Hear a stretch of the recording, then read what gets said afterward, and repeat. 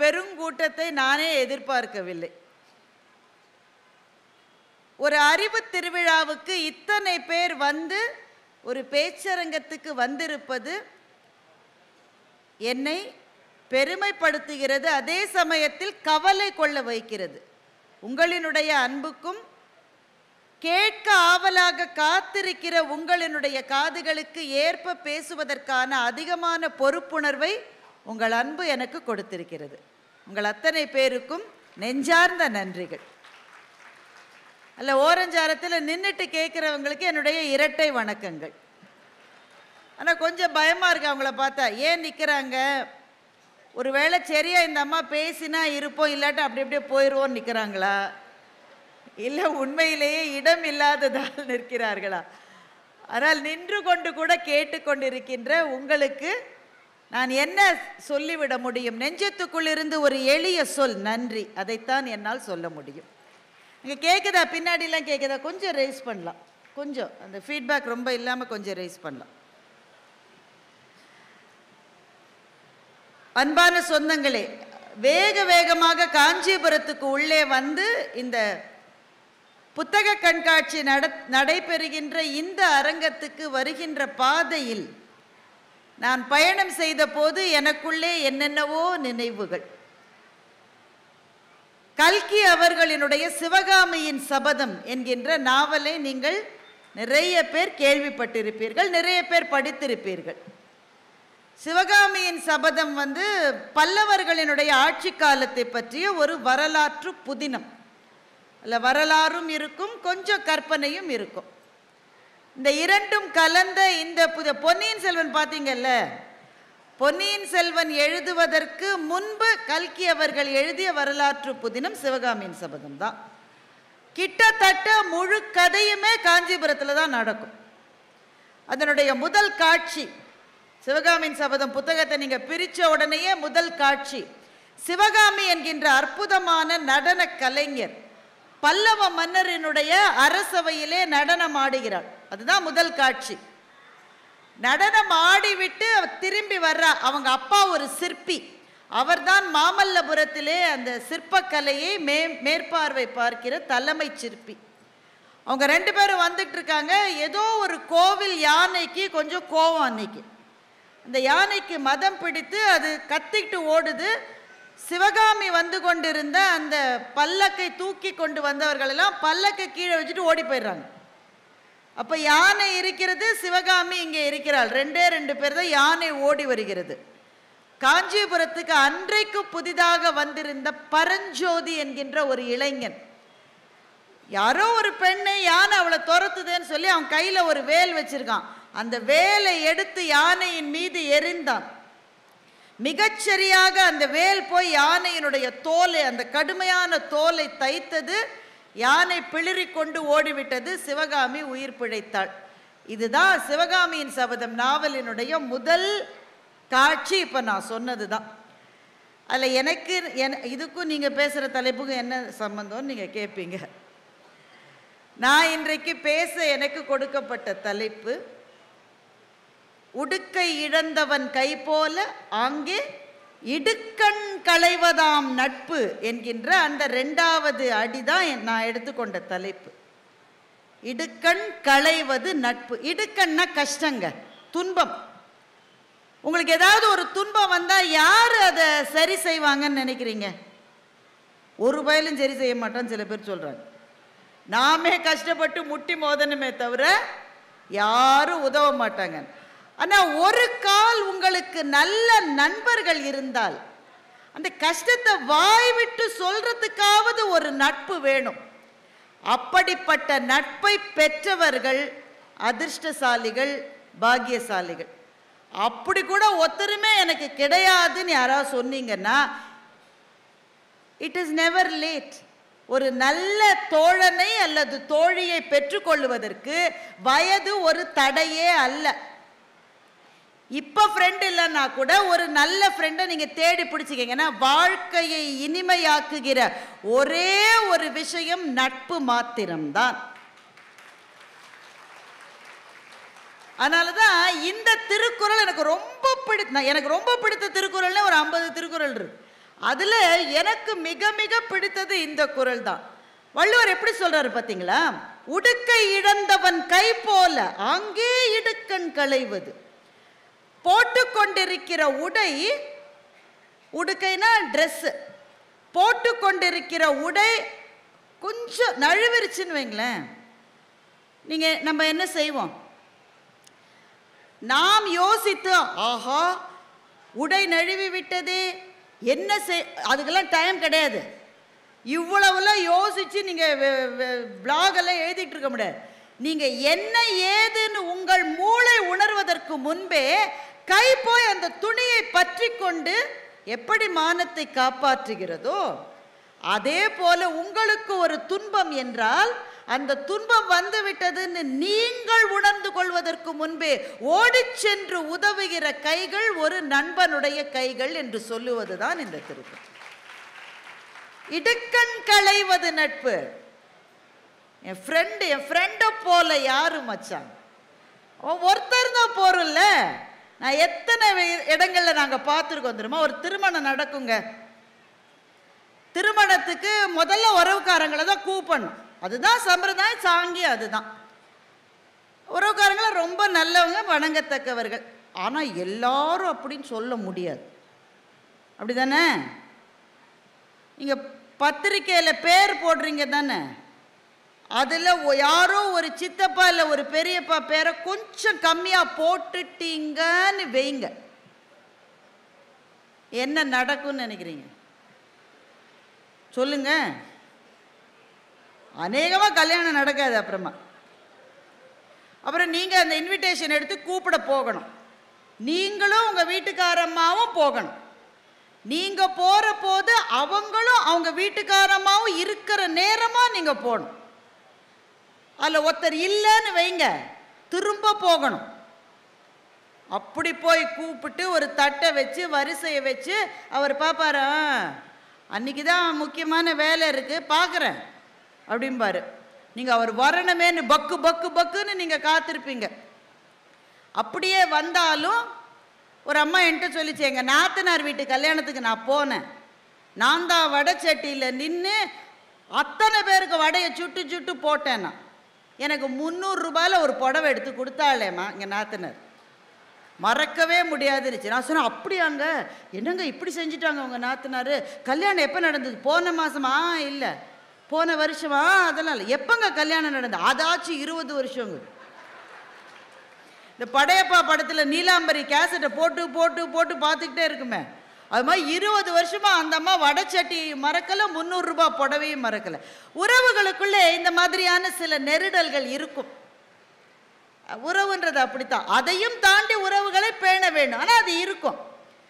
இதுவே இவ்வளவு இந்த உறவுக்காரங்கள்லாம் கூப்பிட்டு நீங்கள் டயர்டாகி திடீர்னு கல்யாணத்துக்கு முந்தின நாள் ராத்திரி ஞாபகம், ஐயோ என் ஃப்ரெண்டை கூப்பிடவே இல்லையே, உடனே ஃபோன் அடிச்சு, மச்சான் எங்கடா இருக்கு நீ? நான் எங்கடா இருப்பேன், ராத்திரி 9 மணி வீட்டில் தான் இருக்கேன். ஏய் இப்போ வரேன்டா. எதுக்குடா வர? ஏய் கல்யாணத்துக்கு உன்னை கூப்பிட விட்டு போச்சுடா. நீ ஒன்றும் வந்து கூப்பிட வேணாம், சொல்லிட்டல்ல, நாளைக்கு ஆளாக நான் தான் வருவேன்னு சொல்லுகிறவன் யாரோ அவன் தான் நண்பன். சில திருமணங்களில் உறவுகள்லாம் அங்கங்கே முறைச்சிக்கிட்டு நிற்கும். இந்த ஃப்ரெண்டு இருக்கானே, அவன் பெரிய பணக்காரனாக இருப்பான், அவன் பெரிய மில் ஓனராக இருப்பான். அவன் வேட்டியை மடித்து கட்டிக்கிட்டு சாம்பார் வாளியோடு திரிஞ்சிக்கிட்டு இருப்பான். அவனுக்கு சோறு இருக்கா இல்லையான்றது அவனுக்கு கவலை இல்லை. எந்த பந்தியில் அவனுக்கு நீங்கள் சாப்பாடு போட்டீங்கன்றது கவலை இல்லை. என் ஃப்ரெண்டு நான் வந்து நிற்கிறான் பாருங்க, அதுதான் நட்பு. இதுதான் பெண்களுக்கு கூடுதலான விஷயம் என்னன்னா, திருமணமாகி வந்த பிறகு நிறைய தோழிகளை இழந்து விடுவார்கள், கான்டாக்ட்லயே இருக்க மாட்டாங்க. ஆனா எத்தனை காலம் கழித்து பார்த்தாலும், கோமதி நீயோடி என்னடி முடியெல்லாம் கொட்டிருச்சுன்னு போய் ஒரு தழுவிக்கிற போது அப்ப மனசுக்குள்ள சில பட்டாம்பூச்சிகள் சிறகடிக்குமே, அதற்கு ஈடு இணை உண்டா? வாழ்க்கையிலே அடைவதற்கு ரொம்ப ரொம்ப முக்கியமானது நட்பு. அதனால தான் வள்ளுவர் சொன்னாரு, ஒரு கஷ்டம் வந்தால் நீ கவலைப்படாதரா. ஏன்னா எப்படி நழுவுகிற உடையை கை போய் பற்றுகிறதோ அதுபோல வருகிற துன்பத்தை களைகிறவன் உன்னுடைய நண்பன் என்று வள்ளுவர் சொன்ன அந்த உடுக்கை இழந்தவன் கை போல ஆங்கே இடுக்கண் களைவது நட்பு என்கின்ற அது இந்த சொற்றொடர் தான் இன்றைக்கு நான் தலைப்பாக தேர்ந்தெடுத்திருக்கேன். அதுக்கும் சிவகாமி ஜபத்துக்கு என்ன சம்பந்தம்னு சில பேர் இன்னும் விடாப்படியே கேட்குறாங்க. காஞ்சிபுரத்துக்காரங்க ரொம்ப புத்திசாலிங்க, எதையுமே மறக்க மாட்டாங்க.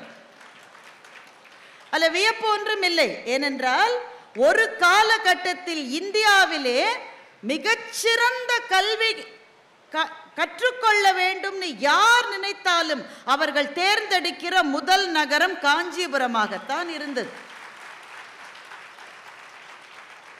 கல்விக்கான நகரம் காஞ்சிபுரம். அது எந்த மதமாக இருந்தாலும் சரி, அந்த மதத்தினுடைய தத்துவ இயல், அது பௌத்தமாக இருக்கட்டும், சமணமாக இருக்கட்டும், இந்து சமயமாக இருக்கட்டும், அந்த மதம் சார்ந்த தத்துவ இயலை கற்றுக்கொள்ள வேண்டும் என்றால் அவர்கள் வந்தே தீர வேண்டிய ஒரே நகரம் காஞ்சிபுரமாகத்தான் இருந்தது. இப்போவும் அப்படி புத்திசாலிகள் நிரம்பிய நகரம். என்ன டிராஃபிக் தான் ரொம்ப அதிகமாக இருக்கு. அங்கிட்ட இருந்து இங்கிட்டு வர்றதுக்குள்ள எத்தனை வழி, அதுவும் சார் அத்தனையும் நகர்த்தி நகர்த்தி எங்களை கூட்டிகிட்டு வந்தார். அப்படியே நாங்கள் வர்றதுக்கு 1/2 மணி நேரம் ஆச்சு. இதற்கு நடுவில் இந்த பட்டின் பளபளப்புக்கு நடுவில் ஜொலி ஜொலிக்கிற இந்த புத்தக திருவிழா, அறிவுக்காக எடுக்கப்படுகிற திருவிழா, தமிழ்நாட்டு அரசுக்கும் பபாசி அமைப்பினரையும் எவ்வளவு பாராட்டினாலும் தகும். நானும் அவங்க விமலா ரோஸ் மேடம், அவங்க தான் இங்கே டெப்டி தாசில்தார், அவங்க என்னோட வந்தாங்க. நாங்கள் 2 பேரும் ஒன்றா தான் வந்தோம். அப்போ அவங்க ஒரு விஷயம் சொன்னாங்க, எனக்கு ரொம்ப மகிழ்ச்சியாக இருந்தது, ரொம்ப மகிழ்ச்சியாக இருந்தது. ஏனென்றால் இன்னொரு ஊரிலே நடந்த புத்தக திருவிழாவில் நான் பேசியிருக்கேன். பேசுகிற போது எழுத்தாளர் சுஜாதாவினுடைய ஒரு கதையை சொன்னேன், தலைகீழ் ராணின்னு ஒரு கதை. அந்த கதையை வேற ஒரு அந்த இப்போ நான் சொல்ல போகிறது இல்லை, ஏன்னா இதுக்கு சொல்கிறதுக்கு வேற கதை இருக்கு. தலைகீழ் ராணின்னு ஒரு கதை. ரொம்ப பேசிக்காக அந்த கதை என்னன்னாக்கா, ஒரு தாத்தா ஸ்ரீரங்கத்தில் ரொம்ப நாளாக என் வீட்டில் புதையல் இருக்குது புதையல் இருக்குது புதையல் இருக்குன்னு சொல்லிட்டு இருக்காரு. யாருமே அவரை நம்பலை. தலைமுறை தலைமுறையாக எங்கள் அப்பா சொல்லியிருக்கேன், எங்கள் அப்பா தேடினார், எங்கள் தாத்தா தேடினார், நானும் புதையலை தேடி கண்டே அடைவேன்னு இருக்கார் தாத்தா. தாத்தாவோட பையன் சென்னையில் செட்டில் ஆகிட்டாரு. தாத்தாவை கூப்பிட்றாரு, வந்துருங்கப்பா, இங்கே இப்போ தனியாக இருந்து கஷ்டப்படுறீங்க, உங்களுக்கு 80 வயசுக்கு மேலே ஆயிடுச்சு, தனியாக இரு. அப்படி கூப்பிட்ற மகன்களே குறைவு. அவர் கூப்பிட்றாரு, தாத்தா போக மாட்டேங்கிறார். இங்கே புதையல் இருக்குடா, அதை கண்டுபிடிச்சி தான்டா நான் போவேன். புதையலை பற்றி ஒரே ஒரு க்ளூ தான் இருக்குது. க்ளூனா தெரியல, நமக்கு ஒன்று தான் இருக்குது. எங்கே புதையல் இருக்குன்றதுக்கு ஒரே ஒரு க்ளூ தான் இருக்குது. தலைகீழ் ராணி அப்படின்னு ஒரு கவரில் எழுதி போட்டிருக்காரு. அதை இவர் தாத்தா அகழ்வாராய்ச்சி பண்ணி அமெரிக்காவிலேருந்து ஒரு ஆளை வரவழைச்சு அவருடைய உதவியோட வீட்டெல்லாம் தோண்டி ஒரு பொட்டியை கண்டுபிடிச்சிட்டாங்க. தாத்தா குதிக்கிறார், சொன்னேன்ல புதையல் இருக்கு, நான் சொன்னேன்ல புதையல் இருக்கு. அந்த பொட்டிக்குள்ள தங்கமோ இருக்கும், வைரமோ இருக்கும், வைடூரியமோ இருக்கும், காசு காசா இருக்கும். திறந்து பார்த்தா ஒண்ணுமே இல்லை பொட்டில், எல்லாம் செங்கல் மண். ஒரே ஒரு கவர் இருக்கு, பழையகால கவர், அதில் ஒரு ஸ்டாம்ப் ஒட்டியிருக்கு, ரொம்ப பழையகால ஸ்டாம்ப்பு. வேறு அவசர அவசரமாக கவரை திறந்து பார்த்தா ஒரே ஒரு லெட்டர் மாதிரி ஒன்றுத்தில் எழுதியிருக்கு, தலைகீழ் ராணி. தலைகீழ் ராணினா என்ன? ஏதாவது ஒரு ராணியை தலைகீழாக வீட்டில் புதைச்சி அவளோட நகையெல்லாம் இருக்கா? எவ்வளவோ தேடி பார்த்துட்டார், ஒன்றும் கிடைக்கல. கடைசியில் தாத்தாவுக்கே மன வெறுத்து போச்சு. அப்படி தானேங்க இருக்கும், சே விட்றா கழுத. சிலதெல்லாம் எவ்வளவு தேடினாலுங்க. உங்கள் வீட்டில் ஏதாவது தேடி இருக்கீங்களா நீங்கள்? என்னங்க காஞ்சிபுரத்தில் இவ்வளவு நல்ல மக்கள் வாழ்கிறார்களா, வீட்டில் கூட தேட மாட்டிங்களா? நான்லாம் ஒத்த சாக்ஸை 1 மணி நேரம் தேடின ஆள். ஏன்னா ஒரு சாக்ஸ் 2 சாக்ஸும் தொலைஞ்சா பரவாயில்ல, கழுதுன்னு புதுசு வாங்கிடுவோம். ஒரு சாக்ஸ் மட்டும் தொலையும் பாருங்க, எரிச்சலாக இருக்கும். 1 மணி நேரம் தேடி கடைசியில் கடுகு டப்பாக்கு பின்னாடியிலேருந்து கண்டுபிடிச்சிருக்கேன். தேடுவதற்குன்னு சில விதிகள் இருக்கு. என்னன்னா, ஒரு பொருளை காணும் தேடுறீங்கன்னு வைங்களேன், அதையே தேடிட்டு இருக்க கூடாது. இன்னொரு பொருளை நீங்கள் தொலைக்கணும், தொலைச்சு அதை தேடணும். அதை தேடுற போது முன்னால தொலைஞ்சு போனது கிடைக்கும். அப்புறம் அவசரத்துக்குன்னு சில பொருட்களை பத்திரமா வச்சிருப்பீங்கல்ல. பெண்கள் நிறைய பேர் இருக்கீங்க, எல்லாரும் ஒரு ஹேண்ட்பேக் இல்லாமல் ஒரு பெண்ணை கூட உங்களால் பார்க்க முடியாது. அங்கே இருக்கிற ஆண்களுக்கெல்லாம் சொல்கிறேன், ஹேண்ட்பேக்கை திறந்து பார்த்துடாதீங்க. One is it is not decency. 2வது, திறந்து பார்த்தா உங்களுக்கு இதய அதிர்ச்சி வந்துடும். ஏன்னா அந்த ஹேண்ட்பேக்கை நீங்கள் அகழ்வாராய்ச்சி பண்ணால் மொகஞ்சதாரோ, ஹரப்பா, கீழடி இதை விட அதிகமான வயதான பொருட்கள் அந்த ஹேண்ட்பேக்கில் இருக்கும். பெண்கள் என்ன செய்வாங்க, அவசரத்துக்கு இருக்கட்டும்னு ஒரு 4-5 பொட்டு, ஒரு 7-8 ஹேர் கிளிப்பு, ஒரு 10-15 ஹேர் பேண்டு, அப்புறம் ஏதோ ஒரு வீட்டில் போகும்போது வெத்தலை குங்குமம் கொடுத்துருப்பாங்க, அதுக்கப்புறம் குறைஞ்சது ஒரு 50 மாத்திரை வச்சுருப்பாங்க. 50 மாத்திரையுமே எக்ஸ்பயர் ஆகி 7 வருஷம் ஆயிருக்கும். அப்புறம் ஒரு 15 கர்ச்சீஃப் இருக்கும். அவசரத்துக்கு கர்ச்சீஃபாவது எடுத்துக்கணும், பேக்கை தேடுவாங்க பாருங்க. அப்புறம் சில பெண்கள் வந்து செல்ஃபோனை ஹேண்ட்பேக்கில் வைப்பீங்களா? ஏன்னா நமக்கு வந்து புடவை கட்டினா இல்லை சல்வார் இருந்தால் பெரும்பாலும் நமக்கு பேக்கெட் இருக்காது, ஆண்களுக்கு அந்த பேக்கெட்டில் வச்சுருப்பாங்க. சிலதெல்லாம் ஹேண்ட்பேக்கில் போட்டு வச்சுருக்கோம். கத்துன்னு செல்ஃபோன் அடிக்கும். இந்த பேக்கை திறந்து செல்ஃபோனை கண்டுபிடிக்க அவங்க எடுத்துக்க நேரம் இருக்கே. மாதிரி அகழ்வாராய்ச்சியில் கிடைக்காத விஷயங்களை கூட கண்டுபிடிக்கிற டெக்னாலஜி வந்திருக்கு. தாத்தா அந்த மாதிரி ஒரு டெக்னாலஜி தெரிந்த ஒரு வெள்ளைக்காரரை தான் கூப்பிட்டுருக்காரு. அந்த வெள்ளைக்காரரும் தேடி பார்த்துட்டாரு, பொட்டி கிடைச்சிருச்சு. ஆனால் பொட்டிக்குள்ள ஒரு ஐஸ்வர்யம் இல்லை, ஒரு கவர் இருக்கு, தலைகீழ் ராணி. தாத்தாக்கு வெறுத்து போச்சு. சே விடுறா, இனிமேல தேடினா கிடைக்காதுறான்னு அந்த கவரை கிழிச்சார் வாசல். அப்போதான் அந்த குப்பை வண்டியை ஓட்டுகிற சகோதரர் போயிட்டு இருக்காரு, அதில் தூக்கி போட்டார். தூக்கி போட்டுட்டு மகன்கிட்ட சொன்னார், நான் கிளம்பி வந்துடுறேன்ப்பா சென்னைக்கு, இனிமே நான் இங்கே இருக்க மாட்டேன், இந்த வீடு எப்படி வேணால் போகட்டும்னு சொல்லி கிளம்பி சென்னைக்கு போயிட்டார். அந்த வெள்ளைக்காரர் கிளம்பி அவரோட ஊருக்கு போயிட்டுருக்கார். பாதி வழி போகும்போது வெள்ளைக்காரருக்கு திடீர்னு ஒரு ஐடியா வந்து, எப்பவுமே நமக்கு ஐடியாவில் லேட்டாக தான் வரும். திடீர்னு ஐடியா வந்தது. தலைகீழ் ராணின்னு எதை சொன்னாங்க? அந்த கவரில் ஒரு ஸ்டாம்ப் இருந்தது இல்லை, அந்த ஸ்டாம்பில் என்ன படம் இருந்தது? நல்ல வேளை அவர் ஃபோட்டோ எடுத்து வச்சுருக்கார். அந்த ஃபோட்டோ எடுத்து ஜூம் பண்ணி பார்க்குறாரு. அந்த ஸ்டாம்ப் வந்து பிரிட்டிஷ் காலத்தில் வெளியிடப்பட்ட ஒரு ஸ்டாம்ப். எப்போ?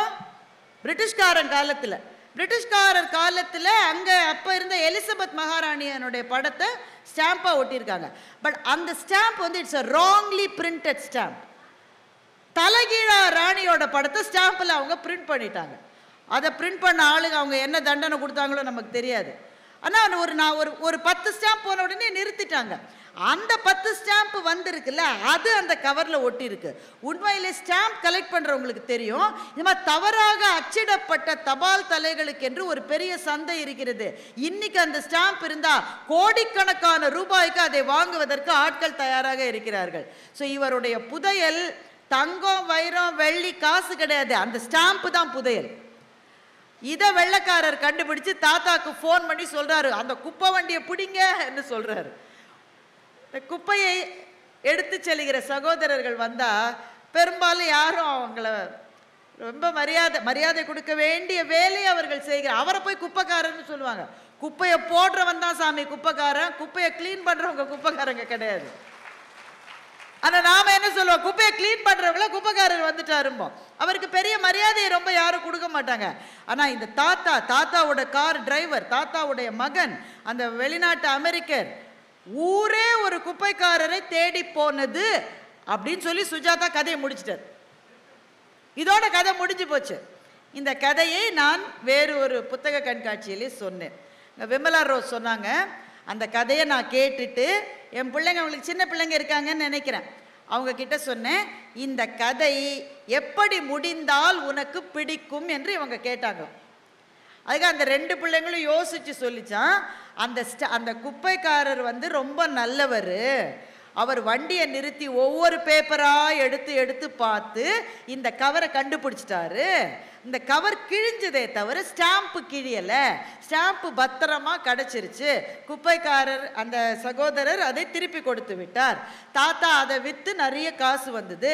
அந்த காசுல கொஞ்சத்தை அந்த குப்பைக்காரருக்கு கொடுத்தார், கொஞ்சத்தை மகனுக்கு கொடுத்தார், கொஞ்சத்தை தான் வச்சுக்கிட்டார். வயசானவங்களாம் கொஞ்சம் காசு நீங்க வச்சுக்குங்க, எல்லாத்தையும் கொடுத்துடாதீங்க, கொஞ்சம் காசை தான் வைத்து கொண்டார் அப்படின்னு சொல்லிட்டு அந்த பாப்பா சொல்லிச்சான். மறக்காமல் இதை கண்டுபிடிக்க உதவிய அந்த வெளிநாட்டுக்காரர் இருக்கல்ல, அவருக்கும் ஒரு ஷேர் கொடுத்தாருமா, இப்படித்தான் இந்த கதை முடியணும்னு அந்த குழந்தைகள் சொன்னதாக விமலா ரோஸ் என்னிடம் சொன்னார். நான் உண்மையிலேயே ரொம்ப சந்தோஷப்பட்டேன். ஏன்னா ஒரு கதையை எழுதுவது கஷ்டம், எழுதப்பட்ட கதையை சொல்லுவது அதுவும் சுஜாதா இந்த கதையை எழுதி 40 வருஷம் ஆயிருக்கும். 40 ஆண்டுகள் கழித்து ஒரு கதையை சொல்லும் போது சில சமயம் ரொம்ப பழசா இருக்கும், பொருத்தமே இருக்காது நம்ம வாழ்க்கைக்கு. ஆனால் 40 ஆண்டுகள் ஆகியும் கூட பழையதாக போகாத ஒரு கதையை எழுதிய எழுத்தாளர்கள் இந்த தமிழ் மண்ணிலே இருந்திருக்கிறார்கள் என்பதை கொண்டாடத்தான் இந்த புத்தக திருவிழா நடந்து கொண்டிருக்கிறது. அந்த கதையை சொல்லி புரிவது கஷ்டம். அதை விட கஷ்டம் என்னன்னா, இந்த தலைமுறை குழந்தைகள் அந்த கதையை கேட்டு இந்த கதை இப்படித்தான் முடியணும்னு ஒரு சரியான முடிவை கொடுக்கிறார்கள் என்றால் அதுதான் புத்தக திருவிழாக்களுக்கு கிடைத்த மாபெரும் வெற்றி என்று நான் நினைத்து உண்மையிலேயே சந்தோஷப்பட்டேன். சரி, சிவகாமியின் சபதத்துக்கு திரும்ப வந்துடலாம். பரஞ்சோதி என்ன பண்ணாரு? வேலை எடுத்து யானையை செயலிழக்க செய்தார். வேல் மிகச்சரியாக யானையின் மீது பாய்ந்தது. சிவகாமி என்கின்ற ஒரு நடன கலைஞரினுடைய உயிர் பிழைத்தது. இதுக்கு பிறகு இந்த சம்பவத்தை அப்போது அரசராக இருந்த மாமல்லரினுடைய தகப்பனார் கேள்விப்படுகிறார். நரசிம்மவர்ம பல்லவரும், அவர் தான் மாமல்லன், அவரும் பக்கத்தில் இருக்கார். மகேந்திரவர்ம பல்லவர் தந்தை, நரசிம்மவர்ம பல்லவர் மகன். இந்த 2 பேரும் தான் காஞ்சி மாநகரத்தை ஆண்ட மாபெரும் சக்கரவர்த்திகள், பல்லவ குலத்தை சேர்ந்தவர்கள். இந்த சம்பவத்தை கேள்விப்பட்ட உடனே அப்போது இளைஞனாக இருந்த நரசிம்மவர்ம பல்லவர் சொன்னாராம், ஆகா, அந்த பரஞ்சோதியை நான் பார்க்க வேண்டுமே.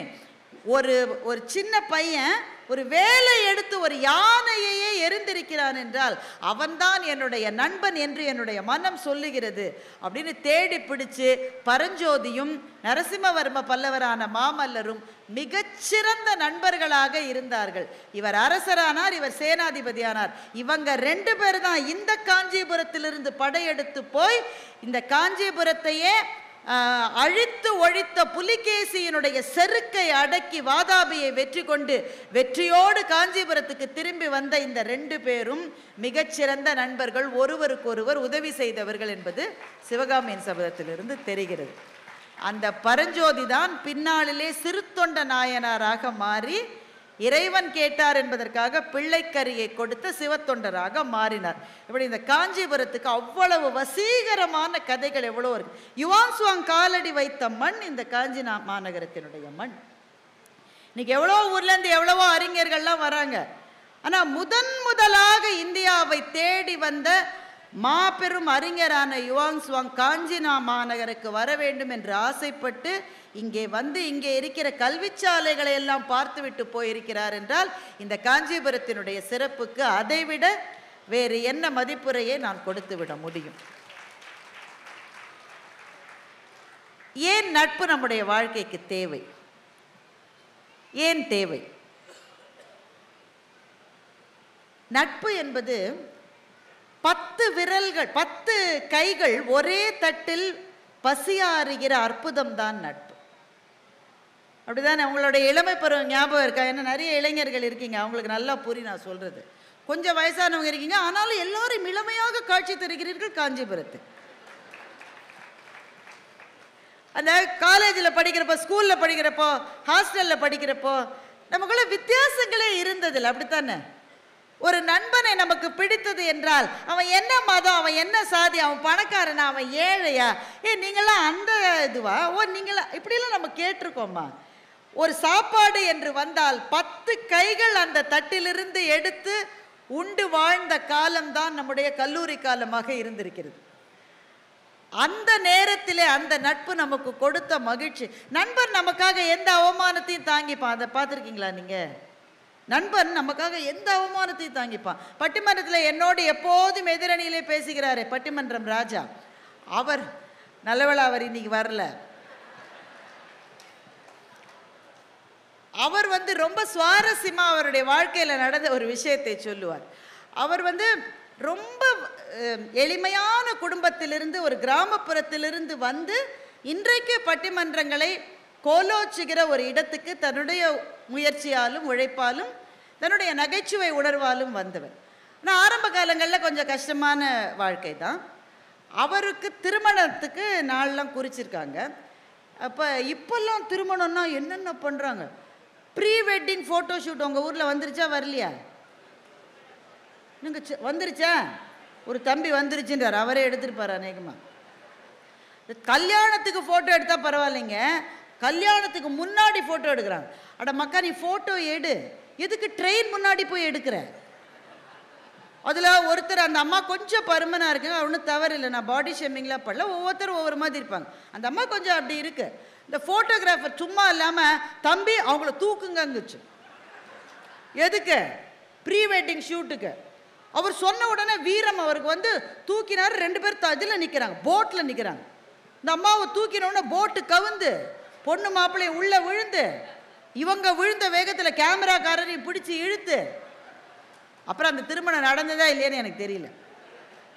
இந்த திருமணத்துக்கு முந்தின நாள் டான்ஸ் வேற வைக்கிறாங்க. இப்போங்க ரொம்ப மகிழ்ச்சி, எல்லோரும் டான்ஸ் ஆடு, எல்லா பாட்டியும் டான்ஸ் ஆடுது, நல்லா இருக்குது பார்க்குறதுக்கு. ஏன்னா ஆடலாம், தப்பு ஒன்றும் இல்லையே, நடனன்றது எல்லாருக்கும். ஆனால் ஒரு திருமணமே நின்று போச்சு. ஏன்னா அந்த கல்யாண பொண்ணு வந்து அந்த அந்த திருமணம் செய்து கொள்ள போகிற இளைஞருக்கு அவ்வளோ டான்ஸ் ஆட வரலைங்க. அது இயல்பு தானங்க, ஒருத்தருக்கு வரும் ஒருத்தருக்கு வராது. அந்த இளைஞருக்கு வரல, அந்த பொண்ணு நல்லா ஆடுது. அது பொறுத்து பார்த்தது, இந்த ஆள் சரியாக ஆடலைன்னு வேற ஒரு நண்பரோட நடனம், இவர் கல்யாணத்தை நிறுத்திட்டார். அதுக்கு பிறகு இப்போ திருமணத்துக்கு முன்னாடி ஏகப்பட்ட பிரச்சனைகள் இருக்கு. இவர் சாரோட வீட்டு திருமணத்தில் என்னன்னாக்க, அப்பெல்லாம் கார்லாம் கிடையாது, ரொம்ப ரேராக தான் யாராவது கார் வச்சுருப்பாங்க. அந்த தெருவில் கார் போனாலே 7-8 பிள்ளைங்க பின்னாடியே ஓடு. பார்த்துருக்கீங்களா நீங்கள்? இங்கே இப்போ இருக்கிற பசங்கள்ட்டலாம் சொன்னால் நம்மளை கேவலமாக பார்ப்பாங்க. ஒரு கார் போனால் நீ பின்னாடி ஓடி இருக்க, நீ உன் ரேஞ்ச் அவ்வளவுதானா? காரை விடுங்க, இந்த சைக்கிள் ஓட்ட கற்றுக்கிறதுக்கு அவர் சைக்கிள் எடுப்போம், ஞாபகம் இருக்கா? என்னங்க நீங்களாம் சொந்தமாகவே சைக்கிள் வாங்கி கற்றுக்கிட்டீங்களா? நாங்கள்லாம் அவர் சைக்கிள் வாங்கி தான். அது 1 ஹவருங்க. 1 ஹவரில் எவ்வளோ பேர் இப்போ சைக்கிள் கற்றுப்போன்னு நினைக்கிறீங்க? 12 டிக்கெட்டு கற்றுக்கணும். அதில் சொல்லித்தரத்துக்கு அந்த ஒரு 2 அண்ணாவோ 2 அக்காவோ இருப்பாங்க. அவங்க தள்ளுவாங்க, நம்ம 5 நிமிஷம் தான் ஒருத்தருக்கு டைமு. இறங்க அடுத்த ஏறணும். ஏன்னா எல்லாரும் ஜாயிண்ட்டாக பணம் போட்டு அவர் சைக்கிள் எடுத்திருப்போம். அதில் இப்போ என்னோட டேர்ன் இருக்குது, இனிமேல் வரலன்னு வச்சுக்க. என் டேர்ன் இன்னும் வரல. இப்போ வெற்றி செல்வி, என் ஃப்ரெண்டு வெற்றி செல்வியோட டேர்ன் வந்துருச்சு. உடனே வெற்றி செல்வி உட்காந்து வச்சு அந்த 2 அக்கா தள்ளும். அப்போ நான் என்ன செய்யணும்? நியாயம் சொல்லுங்கள், நான் என்ன செய்யணும்? நான் நிற்கணும் தானே, ஏன்னா என் டேர்ன் இல்லை. எல்லோரும் தலை தெறிக்க பின்னாடியே ஓடுவோம், ஞாபகம் இருக்கா? நம்ம டேர்ன் இல்லையோ தலை தெறிக்க பின்னாடியே ஓடுவோம். அந்த 1 ஹவர் ஓடின ஒரே தலைமுறை நம்முடைய கடைசி தலைமுறை மாத்திரம்தான்.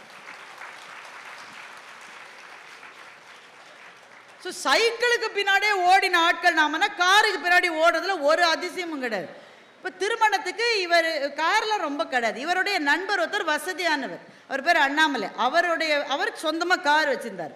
அவர் சொல்லியிருக்காரு, மாப்பிள்ளை நீ கவலைப்படாதடா, நான் கல்யாணத்துக்கு காரை கொண்டு வந்துடுறேன்னு சொல்லி காரை கொண்டு வந்துட்டார். ஒரு அம்பாசிடர் காரில் எவ்வளவு பேர் ஏறி இருப்போன்னு நினைக்கிறீங்க? இன்றைக்கெல்லாம் அங்கே ஒரு காரில் 4 பேர் தாங்க போக முடியுது. என்ன சீட் பெல்ட் போலன்னு சில கார் நகர மாட்டேங்குது. 4 பேர், அதிகமாக போனால் 5 பேர். அன்றைக்கி ஒரு அம்பாசிடர் கார்லேருந்து ஒரு 24 பேர் இறங்கின கதையெல்லாம் நம்ம ஊரில் உண்டு. எப்படித்தான் ஏறினாங்கன்னு தெரியாது. டிக்கிலேருந்து 3 பார்ட்டி இறங்கி வரும்.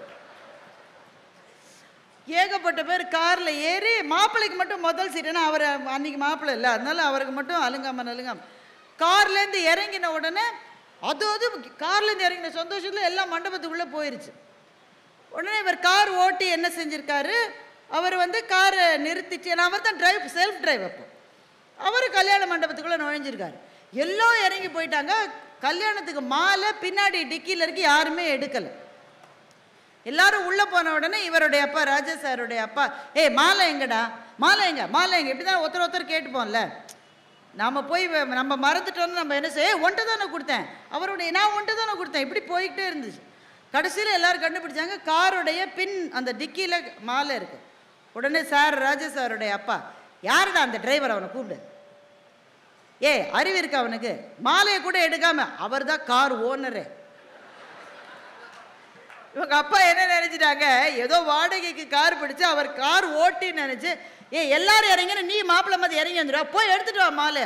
உடனே ராஜா சாருக்கு திக்கு இந்த ஐயோ இருக்கிறதே ஒரு கார், அவனு கோச்சிக்கிட்டு போயிட்டாங்க. ஆனால் அந்த நேரத்தில் அந்த நண்பர் தான் அந்த கார் ஓனர் என்பதையோ, அல்லது அந்த ஊரிலே கார் வைத்திருக்கிற 1-2 ஆட்களில் அவர் ஒருவர் என்பதையோ வெளிக்காட்டி இருந்தால் யாருக்கு அந்த இடத்துல கஷ்டமாக இருக்கும்? மாப்பிள்ளைக்கு கஷ்டமாக இருக்கும். அதனால் அந்த நேரத்தில் தன்னை ஒரு கார் ஓட்டியாகவே காண்பித்து கொண்டு, ஐயா நான் இதை போய் எடுத்துகிட்டு வந்துடுறேயான்னு இறங்கி போனார் என்கின்ற செய்தியை சொல்லுகிறார். நண்பன் ஒருவன் தான் நமக்காக அவமானங்களை தாங்கக்கூடிய, நான் நம்பக்கூடிய ஒரே ஒரு பர்சன்னா அது நண்பன். இப்போ நம்மில் சில பேருக்கு நண்பர்களோடு பிரச்சனை வருங்க. நான் இப்போ இதை சொல்லிட்டு இருக்கிற போது சில பேருடைய மனசுக்குள்ள ஓடும், அப்படிதான் இருந்தோம், ஒரு காலம் அதெல்லாம் முடிஞ்சு போச்சு, அந்த காலம் திரும்பி வராது அப்படின்னு சில பேர் நினைக்கிறீங்க. நான் ஒரே ஒரு விஷயத்தை சொல்வதற்காகத்தான் நீங்க வந்திருக்கிறேன். நட்புக்கு கொஞ்சம் நேரம் கொடுங்க. நட்புக்கு கொஞ்சம் நேரம் கொடுங்க. நேரமே கொடுக்க முடியாத வாழ்க்கையை தானே நாம் வாழ்ந்து கொண்டிருக்கின்றோம். இப்போ நட்பு என்பது அன்றாடம் பேசிக்கொண்டிருக்கிற நட்பு பள்ளி பருவத்தில் இருக்கும். உங்களுக்கெல்லாம் ஞாபகம் இருக்கா? அப்போ ஸ்கூல்லலாம் நாளாங்க கிளாஸில் பக்கத்தில் இருக்கிற பிள்ளையோடு பேசிக்கிட்டே இருப்பேன். ஏன்? ஏன்னா கடவுள் என்னை பேசுவதற்காக படைத்திருக்கிறார். அப்போ எனக்கு ஒரு பயம், மைக்கு மேடையெல்லாம் கொடுக்கல. நான் யார்கிட்ட பேசுவேன்? பக்கத்தில் இருக்கிற பிள்ளைகிட்ட தான் பேசுவேன். வாய் ஓயாமல் பக்கத்தில் இருக்கிற பிள்ளைகிட்ட பேசிக்கிட்டே இருப்போம். எவ்வளவு பேசினாலும் பேசுவதற்கு ஏதோ மிச்சம் இருக்கிற பருவம் தான் பள்ளிக்கூட நட்பு. கிளாஸ்ல எல்லாம் பேசும். அதில் சில டீச்சர்ஸ் எழுப்பி விட, ஏந்திரி எந்திரி எந்திரி. உடனே இந்த பிள்ளை என்ன செய்யும்? இங்கே இருக்கிற பசங்களுக்கெல்லாம் நல்லா தெரியும். மிஸ் ஏந்து கெட்டப் அப்படின்னா என்ன பண்ணுவீங்க?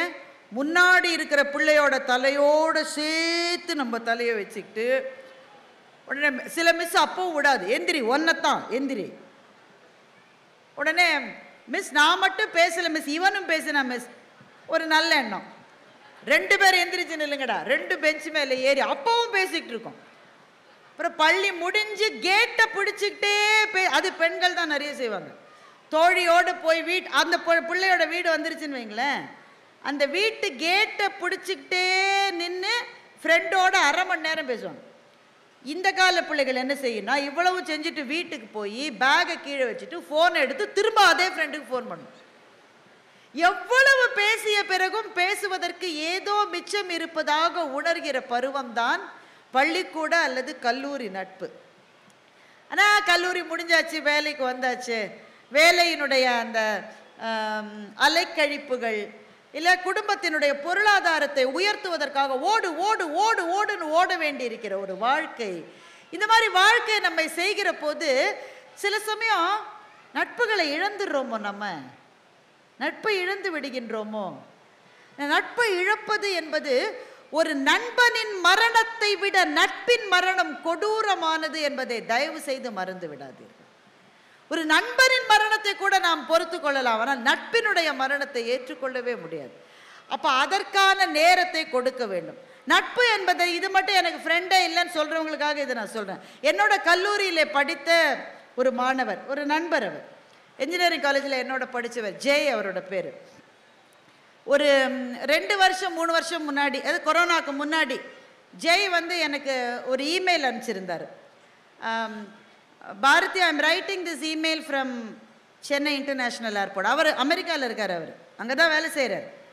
இங்கே வந்தது எனக்கு தெரியாது. வந்துட்டு போகிறப்போ எனக்கு இமெயில் அனுப்புகிறார். நான் விமான நிலையத்திலிருந்து உனக்கு இந்த இமெயிலை அனுப்புகிறேன், உனக்கு ஒன்று தெரியுமா,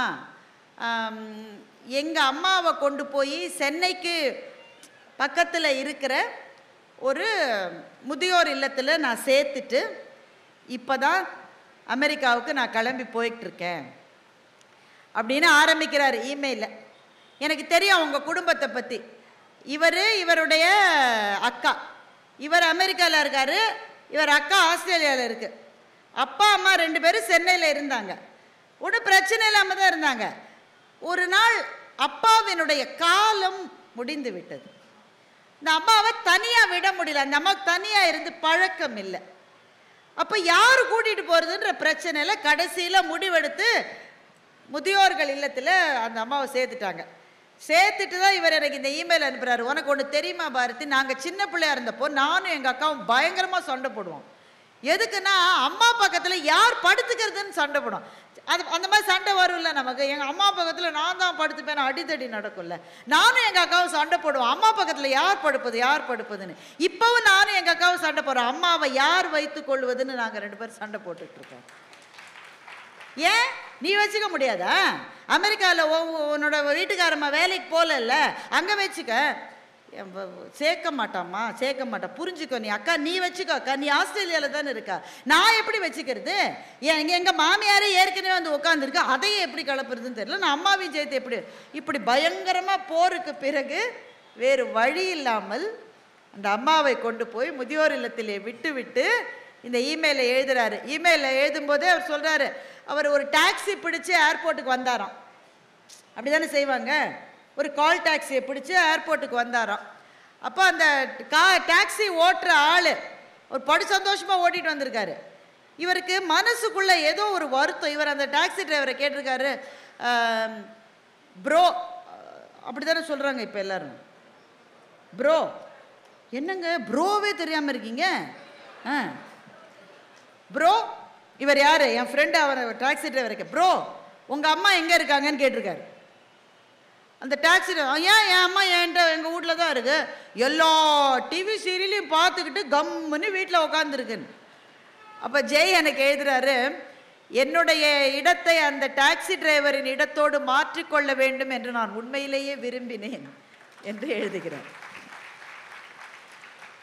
அப்புறம் எல்லாம் எழுதிட்டு வேறு வழி இல்லை பாரதி, நான் என்ன செய்வேன், விட்டுட்டேன் அம்மாவை. நீ அந்த சைடு ஏதாவது போனேன்னா உனக்கு டைம் இருந்தால் எங்கள் அம்மாவை போய் நீ கொஞ்சம் பாருன்னு சொன்னார். அவர் எழுதியே ரொம்ப நாள் ஆச்சு. நம்ம அப்பா அம்மாவை பார்க்கவே நமக்கு பல நேரம் டைம் இல்லை. ஃப்ரெண்டோட அப்பா அம்மாவை அந்த வழியாக போனப்போ ஒரு நாள் டக்குன்னு ஞாபகம் வந்து, ஐயோ இங்கே தானே இருக்காங்கன்னு. நான் போனேன், எனக்கு ஆனால் கொஞ்சம் பயம். ஏன்னா எனக்கு தெரிஞ்சு அவரோட அம்மா வந்து ரொம்ப இமோஷனல் டைப்பு, சும்மாவே அழுதுரும். இப்போ இந்த மாதிரி என்னை விட்டுட்டு போயிட்டாங்களே என் பசங்கன்னு ரொம்ப அழுதா நான் என்னங்க செய்வேன்? நம்மளால் மாற்றக்கூடிய சூழலே இல்லை இல்லையா? என்ன செய்வதுன்னு எனக்கு கொஞ்சம் ஒரு தயக்கம். போகலாமா வேணாமா, சரி போயிடலான்னு போயிட்டு அவங்கள அடையாளம் கண்டுபிடிச்சி பார்த்தா நான் நினச்ச அளவு அவங்க வருத்தமாக இல்லை, ஓரளவு நல்லா தான் இருந்தாங்க. நான் நினச்ச குறுகி போய் இழைச்சி போய் ரொம்ப முடியாமல் அழுதுகிட்டு நல்லா தான் இருந்தாங்க. நான் போய், அம்மா எப்படிம்மா இருக்கீங்க?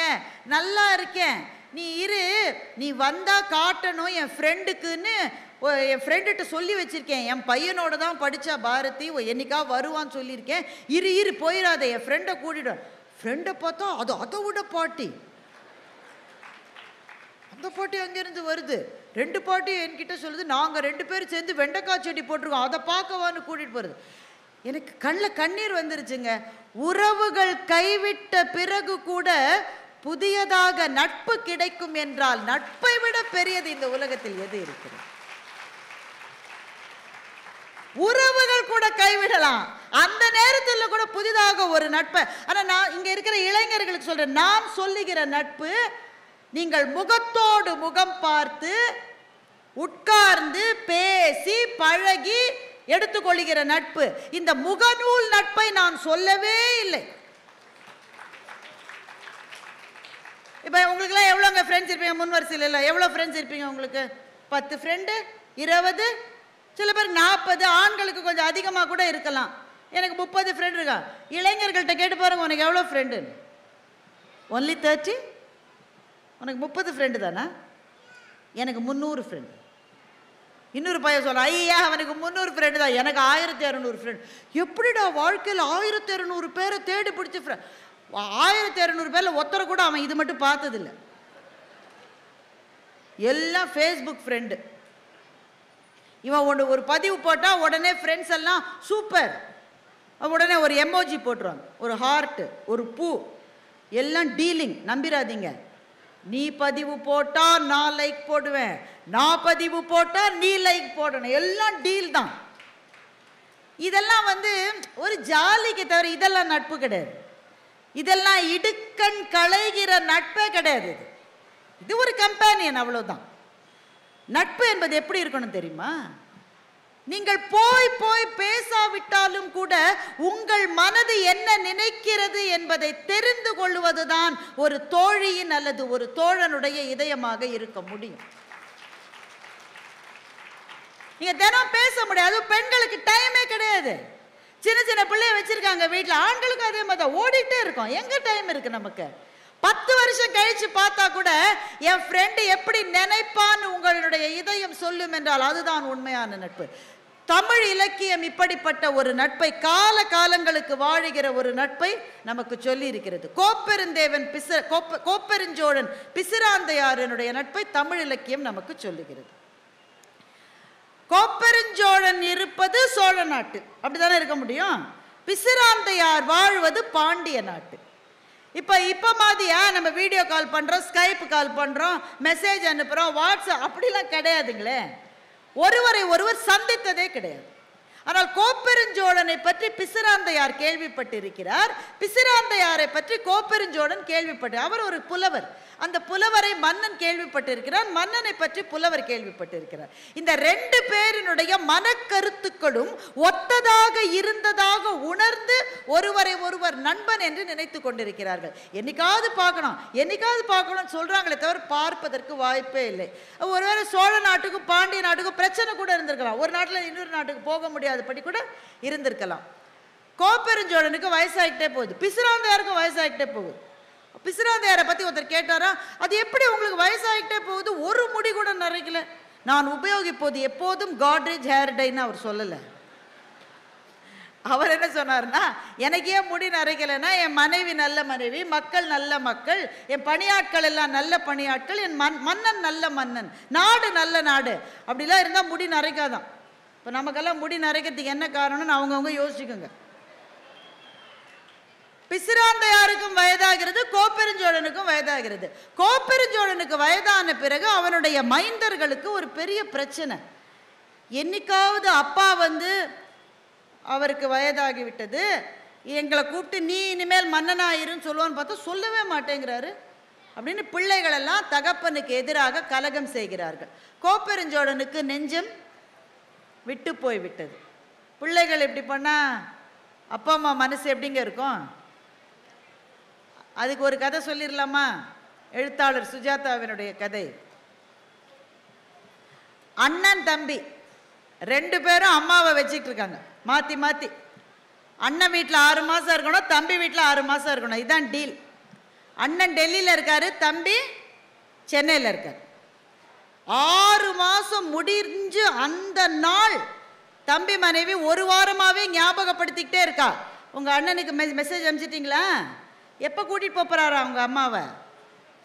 இவன் தம்பி வருவான் கூட்டிகிட்டு போவான். இப்போவே சொல்லிடுங்க, உங்கள் அண்ணனை பற்றி உங்களுக்கு தெரியாது.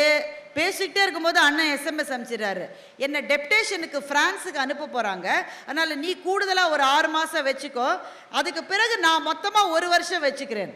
உடனே தம்பி மனைவி பத்திரகாளி ஆயிட்டான். அது எப்படி கரெக்டாக 6 மாதம் முடிகிற போது உங்கள் அண்ணனுக்கு டெப்டேஷன் வருமா? இதே பிளான் பண்ணி என் தலையிலேயே பர்மனண்ட்டாக உங்கள் அம்மாவை கட்டுறதுக்கு தான் உங்கள் அண்ணனும் அண்ணனுடைய மனைவியும் வேலை செய்கிறாங்க. இந்த தடவை நான் ஏமாற மாட்டேன், சும்மா நான் தான் ஏமாறணுமா? அவங்க கூட்டிகிட்டு போய்த்தான் ஆகணும். இந்த அம்மா கெஞ்சுது, ஒருத்தனா வச்சுக்கோங்கடா, டெல்லிக்கும் சென்னைக்கும் என்னை மாற்றி போடாதீங்கடா, முடியலடா என்னால். இந்த அம்மா கெஞ்சுது. உடனே தம்பி அண்ணாவுக்கு ஃபோன் பண்ணி, இந்த தடவை முடியாது, நீ எப்படி கூட்டிகிட்டு போயிடு. என்னடா நான் சொன்னால் உனக்கு புரியலையா? நான் ஃப்ரான்ஸுக்கு போகிறேன், அம்மாவை எப்படி நான் கூட்டிகிட்டு போகிறது? பயங்கர தகராறு அண்ணனுக்கும் தம்பிக்கும். தம்பி மனைவி விட்டு கொடுக்க மாட்டேன்றாங்க, அண்ணன் மனைவி கொஞ்சம் கூட விட்டு கொடுக்க மாட்டேன்றாங்க. தம்பி என்ன பண்ணா, அவங்க அப்பா உயிரோடு இருந்த காலத்தில் அப்பாவோட நண்பர் ஒருத்தர் இருந்தார். வீட்டில் ஏதாவது பிரச்சனைனா அவரை கூப்பிட்டு தான் பஞ்சாயத்து.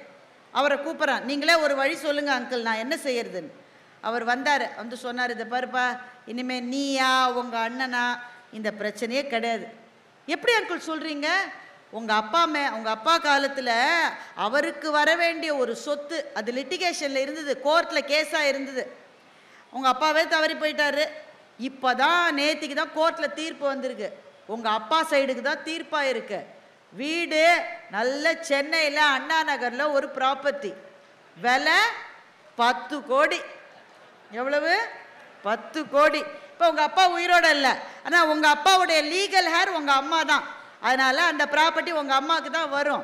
நான் என்ன சொல்கிறேன், 10 கோடி ப்ராப்பர்ட்டியை விற்றுட்டு உங்கள் அம்மா சின்னதாக ஒரு ஃப்ளாட் வாங்கிக்கிட்டு 2-3 பேரை உதவிக்கு வச்சுக்கிட்டா அவங்க இனிமேல் நிம்மதியாக இருக்கலாம்ப்பா, நீயா உங்கள் அண்ணனான்ற பிரச்சனையே வேணான்னு அப்படின்னு சொல்லிட்டு அவர் போயிட்டார்.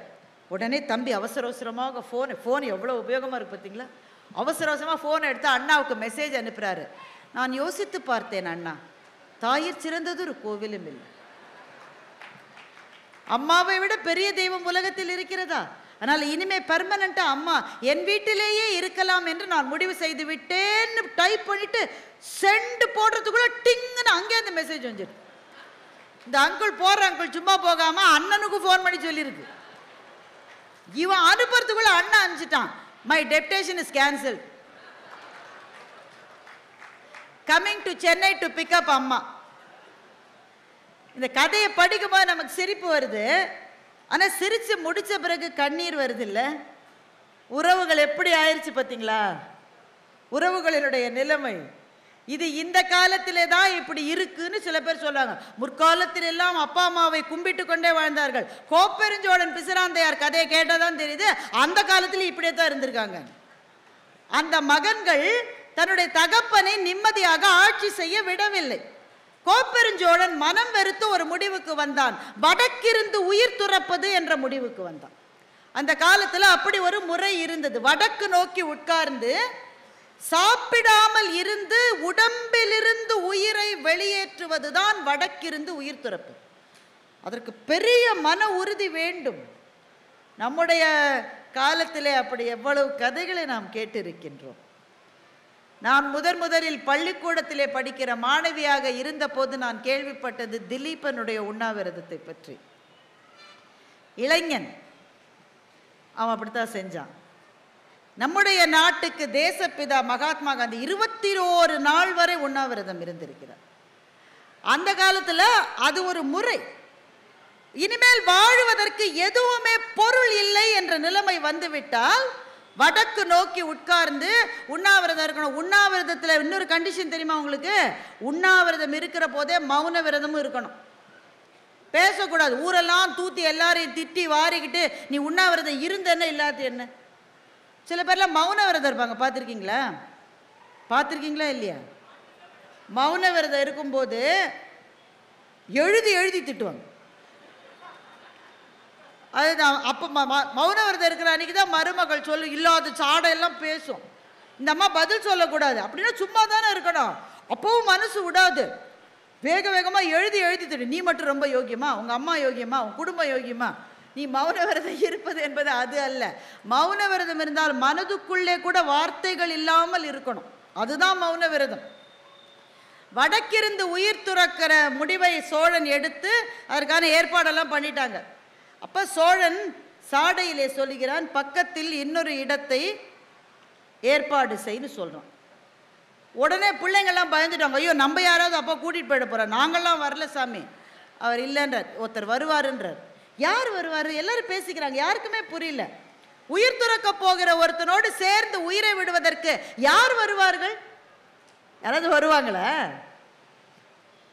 ஒரு கிட்னியை தானமாக கொடுப்பதற்கு கூட உறவுகள் முன் வராத காலம் இந்த காலம்.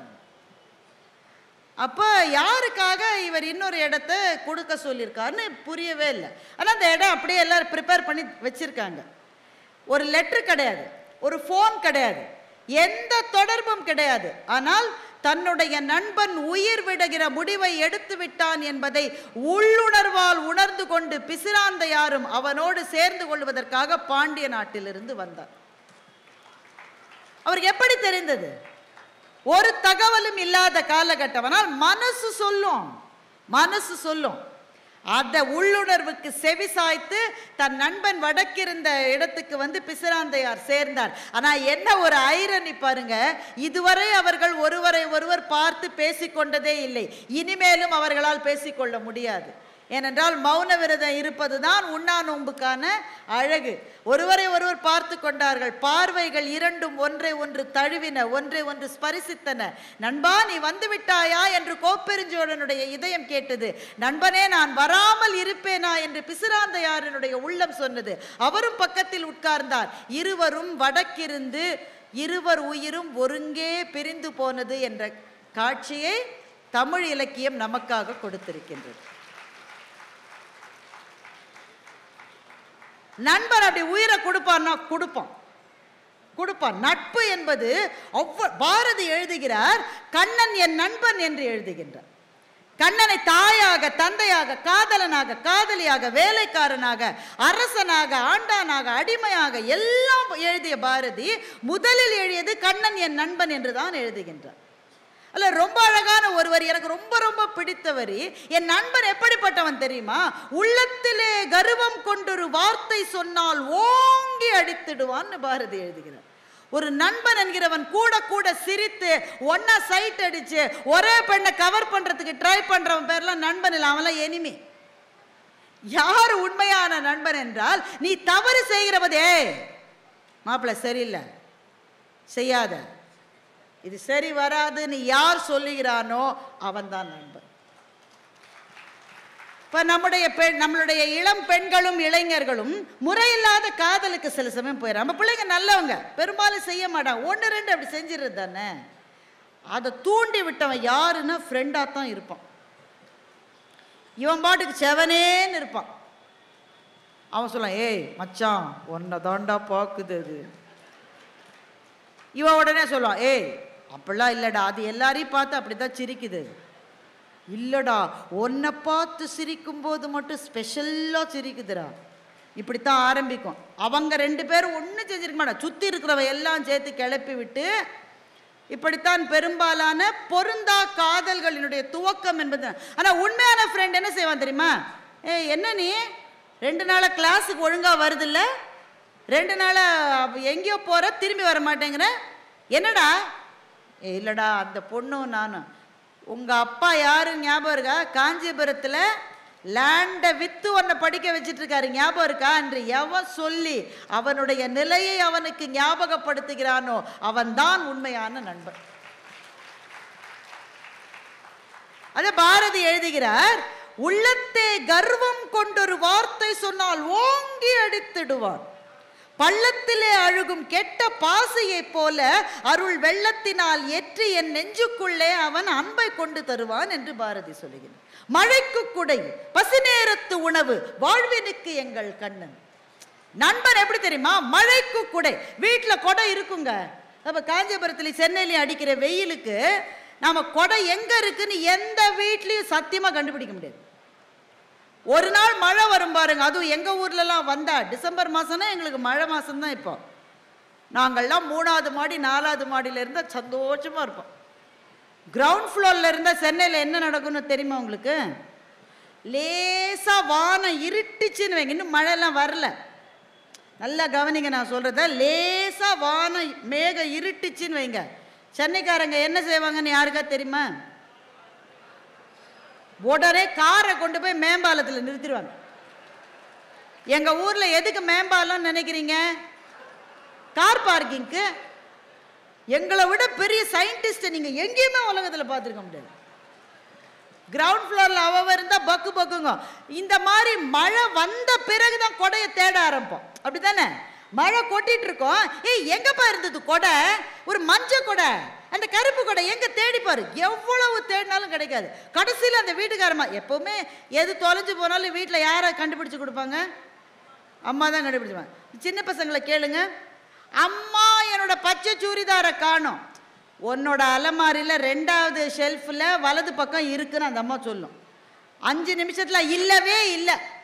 அந்த அம்மா ஒரு கோவமாக ஒரு கையில் கரண்டியோட அதே 2வது ஷெல்ஃபில் அதே வலது பக்கத்தில் அதே பச்சை சுடிதார் கரெக்டாக இருக்கும். இது என்ன? இது நான் தேடினப்போ இல்லவே இல்லை மம்மி. அது அவ்வளோ லட்சணமாக தேடி இருக்குது. எது தேடினாலும் அம்மா தான் கண்டுபிடிச்சு கொடுப்பாங்க. கொடையை கண்டுபிடி, இது என்ன? இது கண்ணு முன்னாடி தானே இருக்கு. அப்போ ஒரு சந்தோஷம் வரும் பாருங்க. மழை நேரத்து குடை, மழைக்கு குடை, பசி நேரத்து உணவு. எங்கள் அண்ணன் வந்து அவன் காலேஜில் படிக்கிறப்போ என்ன செய்வான், காலங்காத்தால் கிரிக்கெட் விளையாட போவான். இங்கே இருக்கிற பசங்களுக்கெல்லாம் தெரியும், இது டக் அடிக்கிறதுக்குன்னே 6 மணிக்கே கிளம்பி போய் கிரிக்கெட் மேட்சுக்கு போகும். போகும்போது அம்மா கேட்பாங்க, ஏய் கொஞ்சம் இருடா, 5 நிமிஷம் இருடா, கட கட கட கட கடன்னு ஒரு சாதம் பண்ணி கொடுத்துட்றேன்டா, ஒரு புளிசோறு ஒரு எலுமிச்சை சோறு ஏதாவது ஒன்று. சிச்சி எங்களுக்கு அங்கே லஞ்ச் இருக்கு. இதே புளிசோறு, இதே உப்புமா, இதே தயிர் சோறு தான் நான் தின்னணுமா? அங்கே எங்களுக்கு பர்கரு, பீட்சா எல்லாம் இருக்குது எங்களுக்கு அப்படின்னு சொல்லிட்டு போவான். போகிறானா அங்கே கடைசியில் பொறையும் பன்னும் தான் கொடுப்பாங்க. மேட்ச்சில் ஜெயிச்சிருந்தாலாவது மகிழ்ச்சியாக இருக்கும். இவன் டக்கான உடனே ஓரத்தில் உட்காந்து வச்சுருவாங்க. நாளெல்லாம் உட்காந்து கஷ்டப்பட்டு திரும்பி வருவான். போகும்போது என்ன சொல்லிப்பாரா, எனக்கு நீ எதுவுமே செஞ்சு வைக்க வேணாம், அங்கே நான் சாப்பிட்டு வந்துடுவேன், ஐ வில் நாட் ஈட் ஹியர்னு சொல்லிட்டு போயிருப்பான். அம்மா கதவை திறந்து அவன் முகத்தை தான் பார்ப்பாங்க. அங்கே ஒன்றும் தேரலையா, சோறு இல்லையா, அவன் சொல்லலை, ஆனால் அவன் முகத்தை பார்த்தாலே அம்மாவுக்கு தெரியும். சரி உட்காரு, எனக்கு தெரியும் நீ இப்படித்தான் வருவேன்னு எனக்கு தெரியும். ஒரு 5 நிமிஷத்தில் படன்னு வெண்டைக்காவை கட் பண்ணி அப்படியே போட்டு அதை ஒரு பொரியலாக பண்ணி கொடுப்பாங்க பாருங்களேன். ஒரு பானை சாப்பிடுவாங்க சத்தியமா. இப்போ சாதாரண நாட்களில் எல்லாம் உணவினுடைய அருமை தெரியாது. ஒரு நாள் இப்படி காஞ்சிட்டு வீட்டுக்கு வந்தா அன்றைக்கு அம்மா செய்து போடுகிற சோற்றினுடைய மனமும் சுவையும் இருக்குமே, இந்த உலகத்தில் எந்த 5 ஸ்டார் ஹோட்டல்லையும் அது கிடைக்காது. அத பாரதி சொல்கிறார், மழைக்கு குடை பசி நேரத்து உணவு வாழ்வினுக்கு எங்கள் கண்ணன். எப்படிப்பட்ட ஃப்ரெண்டு தெரியுமா எனக்கு, பசிச்ச நேரத்தில் கிடைச்ச சோறு மாதிரி என்னுடைய நண்பன் என்று மகாகவி பாரதி சொல்லுகிறார். என்றால் உங்கள் எல்லாரையும் பார்த்து ஒரு கேள்வி கேட்கத்தான் நான் இத்தனை தூரம் வந்திருக்கிறேன். உங்களினுடைய மனதுக்கு மிக ரம்யமான நெருங்கிய நண்பர் என்று ஒருவராது உங்களுக்கு இருக்கிறார்களா? நீங்க எனக்கு பதில் சொல்ல வேணாம், உங்களுக்கு நீங்களே சொல்லிக்கங்க. எந்த கஷ்டத்தையும் சொல்லுவதற்காக do you have a friend? அது எந்த கஷ்டமா இருந்தாலும் சில பேர்கிட்ட சொல்லவே நம்ம கஷ்டப்பட்ட கூட வெளியில காமிச்சுக்க மாட்டோம். பார்த்தீங்களா, நல்லா அடி வாங்குவோம், வடிவேலு மாதிரி நல்லா அடி வாங்குவோம். எவ்வளவு அடி வாங்கினாலும் வலிக்காத மாதிரியே நடிக்கிறதுல நமக்கு நிகர் நாம மாத்திரம்தான், வேற யாரும் கிடையாது. அந்த நேரத்தில் ஏன் மற்றவங்கள்ட்ட ஷேர் பண்ண மாட்டேங்க? தோத்து போயிட்டீங்கன்னு வைங்களேன், ஏதோ ஒரு பரீட்சை இல்லை ஆஃபீஸில் உங்களுக்கு தான் ப்ரமோஷன் கிடைக்கும்னு நினச்சிங்க, உங்களை விட்டு இன்னொருத்தருக்கு கொடுத்துட்டாங்க. வியாபாரத்தில் ஒரு வெற்றி வரும்னு காத்திருக்கீங்க, லாபம் வரும்னு காத்திருக்கீங்க, நஷ்டம் வந்துருச்சு. இதை எல்லாத்தையும் நம்ம சொல்ல மாட்டோம் தெரியுமா? நல்ல விஷயங்களையும் சொல்ல மாட்டோம். வீட்டில் ஒரு கல்யாணம் நிச்சயம் இருக்குன்னா உடனே வீட்டுக்கார மாட்டேன் என்ன சொல்ல, உடனே போய் ஊரெல்லாம் மரசரைஞ்சிடாத, கொஞ்சம் எல்லாம் முடிவாகி நிச்சயமான அப்புறம் சொல்ல. ஏன்னா ஒரு கண்ணு போல ஒரு கண்ணு இருக்காது, சொல்லுவோமா இல்லையா? வீட்டில் எல்லா விஷயத்தையும் வெற்றியோ தோல்வியோ எல்லாத்தையும் சொல்ல மாட்டோம். ஆனால் அது வெற்றியானாலும் சரி தோல்வியானாலும் சரி, அது அவமானமானாலும் சரி பெருமிதமானாலும் சரி, யாரோ ஒருவருக்கு சொல்ல வேண்டும் என்று உங்களுடைய நெஞ்சம் விரும்புகிறது. சொந்த அக்கா அண்ணன் அவங்கள தாண்டி அந்த யாரோ ஒருவர் தான் உங்களுடைய உண்மையான தோழர் அல்லது தோழி. உங்களுடைய வெற்றிக்காக உண்மையிலேயே மகிழ்ச்சி அடைகிறவர்கள், உங்கள் தோல்விகளுக்காக ஒரு சொட்டு கண்ணீராது சிந்துகிறவர்கள். அப்படிப்பட்ட நண்பர்களை அடைவதை விட இந்த வாழ்க்கையில வேற என்ன பெரிய பேர் இருக்க முடியும்? எனக்கு அப்படி ஒரு அனுபவம் கிடைத்தது. ஒரு 2 வருஷத்துக்கு முன்னாடி உடல்நிலை சரியாக இல்லாமல் நான் இருந்த ஒரு மாத காலம், எத்தனை நண்பர்கள், முகம் தெரியாதவர்கள், பெயர் தெரியாதவர்கள், எத்தனை கோவில்களில் பிரார்த்தனைகள். அந்த நட்புக்கு இருக்கை கூப்பி வணக்கம் சொல்லுவதை தவிர நான் என்ன செய்து விட முடியும்? அப்படி ஒரு நண்பனோ தோழியோ உங்களுக்கு இல்லைன்னா இனிமேலாவது அப்படி ஒரு நட்பு வேணும். ஏன்னா நட்பு என்பது ஒரு தவம், தன்னை கரைத்து கொண்டவர்களுக்கு தான் அது வாய்க்கிறது. நான் இன்னொன்று உங்களுக்கு சொல்லட்டா, வள்ளுவர்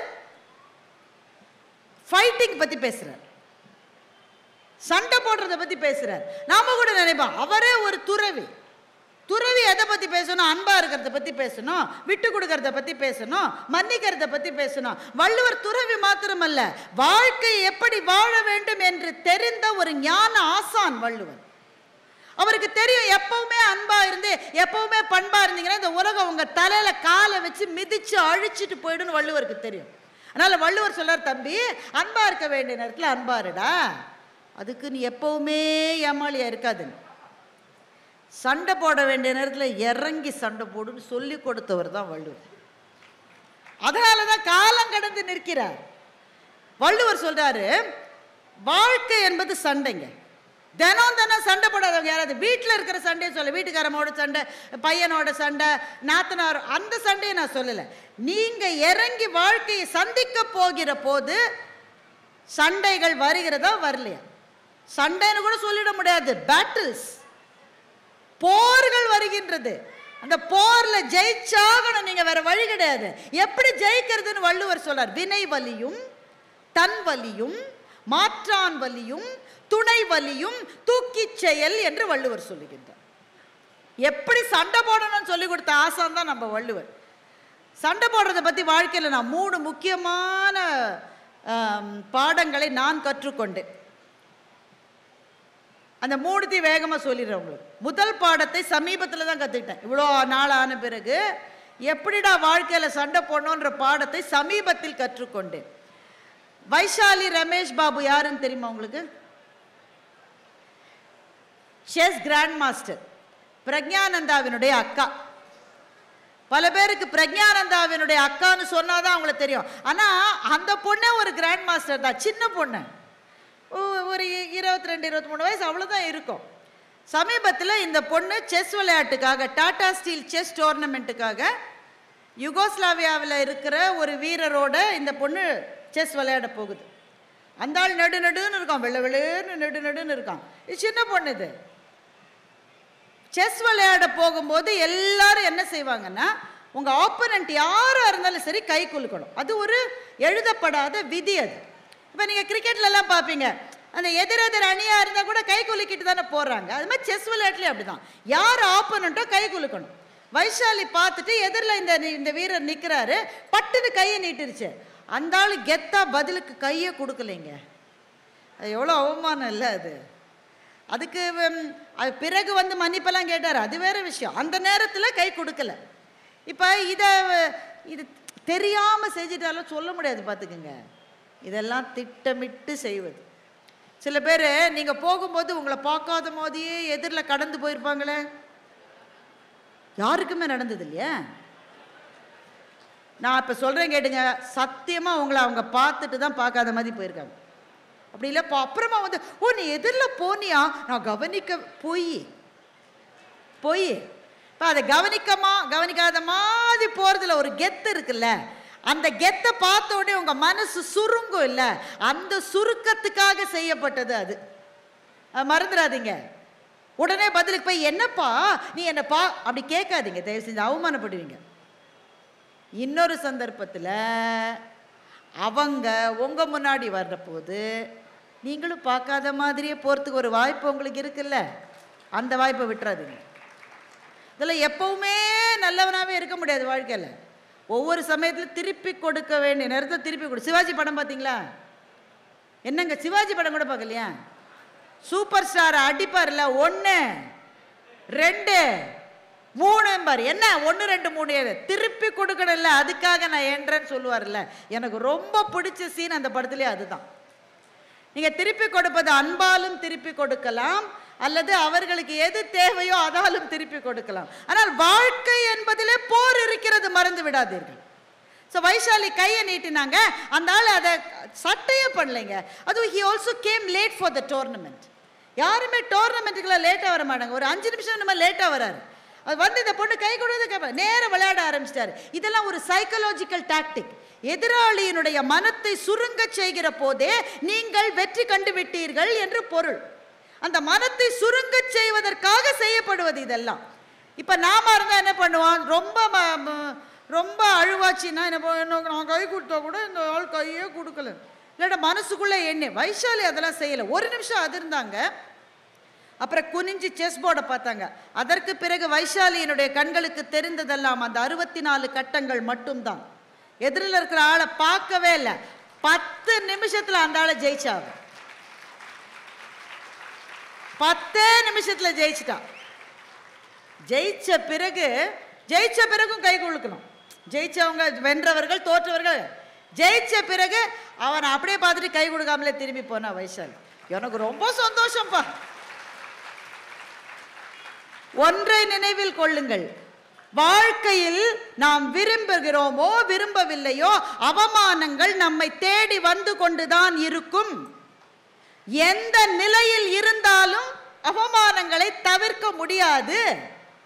அவமானங்களுக்கு எப்படி ரியாக்ட் பண்ணணும்? நேர போய் பிலு பிலுன்னு சண்டைக்கு பிடிச்சி சிலதெல்லாம் நிற்கும். கண்ணு நீ ஒரு நாள் ஜெயிக்க மாட்ட கண்ணு. மௌனமா இருந்து இறுதி வெற்றி உங்களுக்கு என்று காட்டுகிற போதுதான் யார் உங்களை அவமானப்படுத்தினார்களோ அவங்க மனசுக்குள்ள ஒரு நிமிஷம் வருத்தப்படுறாங்க பாருங்க, அதுதான் உங்களுக்கான நேரம் தோழர்களே. அந்த வெற்றி சும்மா வந்துடாது. வைஷாலி ஜெயிச்சான்னா ஃப்ளூக்ல ஜெயிச்சாளா? அதற்காக பாடுபட்டிருக்க அந்த குழந்தை. ராப்பகலா பிராக்டிஸ் பண்ணிருக்க. உழைத்து உழைத்து உழைத்து உழைத்து அந்த நேரத்தில் தன்னுடைய நெஞ்சத்தினுடைய அத்தனை சக்தியையும் விளையாட்டிலே செலுத்தி தனக்கு நேர்ந்த அவமானத்துக்கு பதில் சொல்லலாம். அதற்கு பிறகு அந்த தம்பி வந்து மன்னிப்பெல்லாம் கேட்டார். அந்த விதத்தில் அவரை நான் பாராட்டுறேன். மன்னிப்பு கேட்டு ஃப்ளவர்ஸ் எல்லாம் கொடுத்துருக்காரு. ஆனால் அந்த ஒரு நேரத்தில் சின்ன அவமானம் வந்த போது அதை நினைச்சு பயப்படாம வெற்றியின் மூலம் தன்னுடைய போராட்டத்திலே ஜெயித்த வைஷாலி எனக்கு முதல் பாடத்தை சொல்லி கொடுத்தார், எப்படி ஜெயிக்கிறதுன்னு. ரெண்டாவது பாடம் ஒரு கராத்தே மாஸ்டர் சொல்லி கொடுத்தாரு ரொம்ப வருஷம் முன்னாடி. அந்த கராத்தே மாஸ்டர் ஒரு ஸ்கூல் வச்சிருக்காரு, டோஜோன்னு சொல்லுவாங்க. அது கராத்தே ஸ்கூலுக்கு பேர் டோஜோ.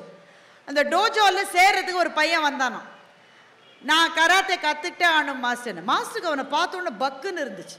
ஏன்னா அந்த தம்பிக்கு பிறப்பிலேயே வலது கை கிடையாது, இது பாதி தான் இருக்குது, இந்த கையே இல்லை. எப்படிங்க கராத்தே பண்ணுவீங்க ஒரு கையில் பாதி இல்லைன்னா? ஆனால் அந்த தம்பியினுடைய ஆர்வத்தை பார்த்து அந்த மாஸ்டர் கிளாஸில் சேர்த்துக்கிட்டார். நல்லா ப்ராக்டிஸ் பண்ணி நல்லா வந்தான். ஒரு நாள் ஒரு 2 பள்ளிகளுக்கு இடையிலே கராத்தே மேட்ச். இந்த பையன் இருக்கிற ஸ்கூலில் இருக்கிற பசங்கள்லாம் ஒரு பக்கம் நிற்குது, இன்னொரு சைடு பசங்கள்லாம் நிற்குது. அந்த ரோலில் ஒருத்தர் இருக்கான், அவன் பயங்கர வில்லாதி வில்லனாக இருக்கான். அவனோட யார் கராத்தே மேட்சுக்கு போனாலும் 2 செகண்டில் கீழே தள்ளிடணும்.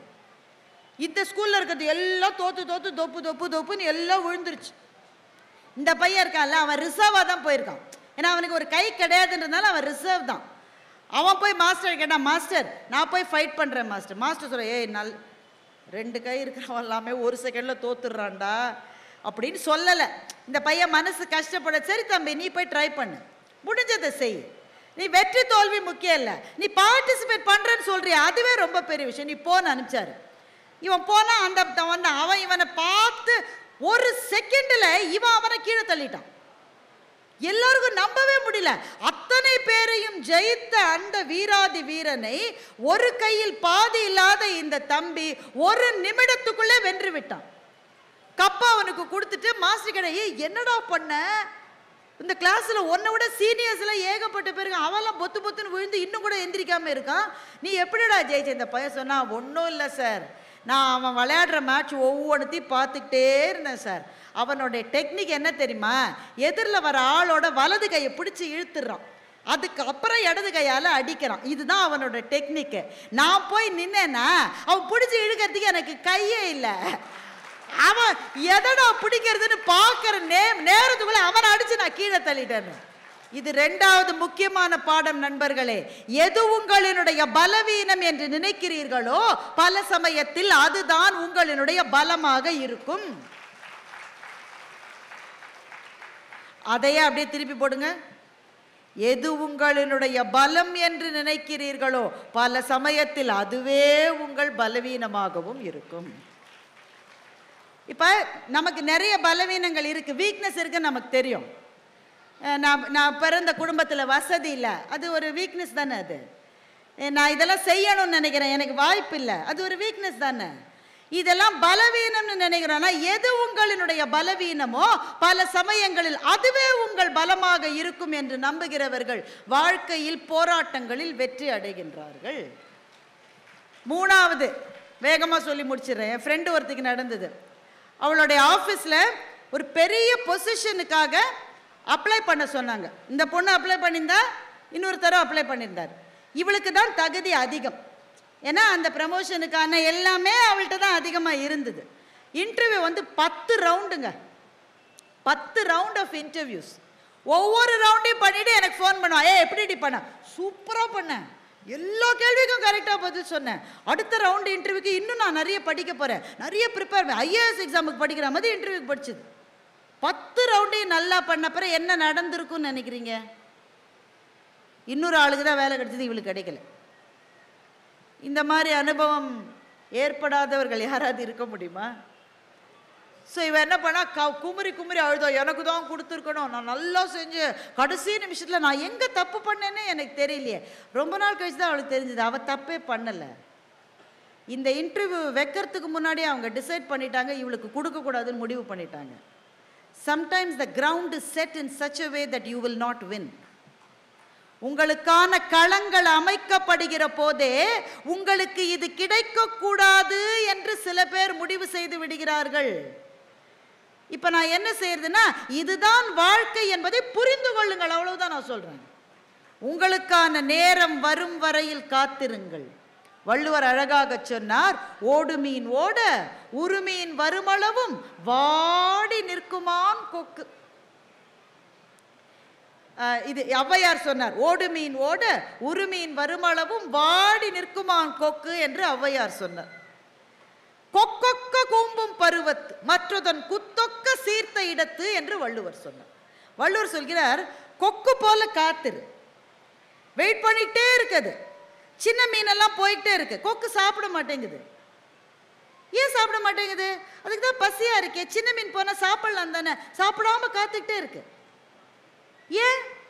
ஏனென்றால் சின்ன மீனை வாயிலே போட்டு சாப்பிட்டால் அந்த நேரத்தில் அதற்குரிய பெரிய மீன் வருகிற போது இதை துப்பிட்டு அதை பிடிக்கிற அளவு டைம் இருக்காது. நான் பசியா இருந்தாலும் இருப்பேனே தவிர எனக்கு தேவையான மீன் வரும் வரையில் நான் காத்திருப்பேன் என்று கொக்கு காத்திருக்கின்றது.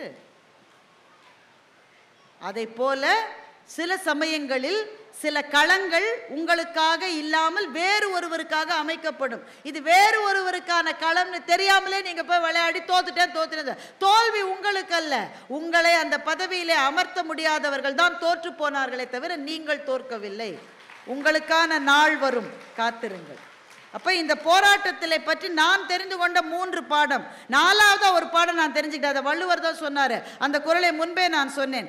எதை செய்ய போனாலும் இதெல்லாம் யோசின்றார் வள்ளுவர். வினை வலியும் தன் வலியும் மாற்றான் வலியும் துணை வலியும் தூக்கி செயல். அதுல முதல் 3 உங்களுக்கு புரியும்.